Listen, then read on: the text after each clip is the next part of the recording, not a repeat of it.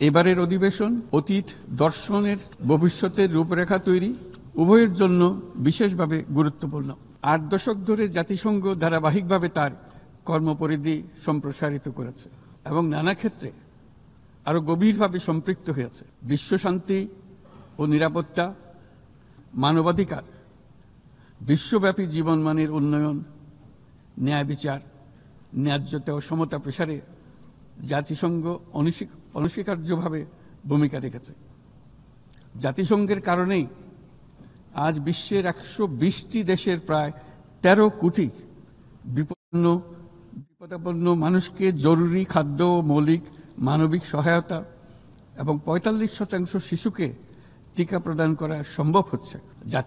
জাতিসংঘের সংস্থাগুলো বহুপাক্ষিক সহযোগিতায় বিশ্বের প্রতিটি প্রান্তে খাদ্য, বিশুদ্ধ পানি, স্যানিটেশন, টিকা এবং অন্যান্য জীবন রক্ষাকারী সেবা ও সরঞ্জামের যোগান দিয়ে দুর্দশাগ্রস্ত মানুষের পাশে দাঁড়িয়েছে। পাশাপাশি গত কয়েক দশকে আন্তঃরাষ্ট্রীয় সংঘাত নিরসন এবং বহু বৈশ্বিক চ্যালেঞ্জ মোকাবেলায় জাতিসংঘের সীমাবদ্ধতাও আমরা প্রত্যক্ষ করেছি।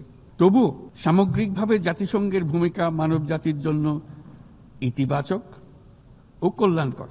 মাননীয় সভাপতি, গত বছর আপনাদের এই মহান সভায় আমি দাঁড়িয়েছিলাম সদ্য গণঅভ্যুত্থান সংগঠিত একটি দেশের রূপান্তরের আকাঙ্ক্ষা আপনাদের শোনানোর জন্য।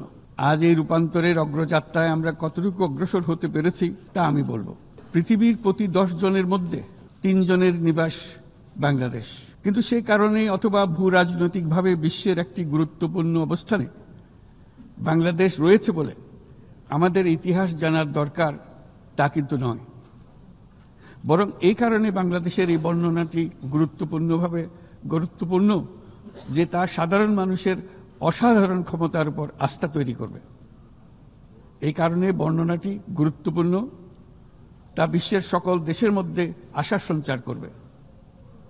যে সংকট যত গভীরই হোক না কেন, তার নিরসন যত অসম্ভবই মনে হোক না কেন, কখনই তা উত্তরণের পথ হারিয়ে ফেলে না।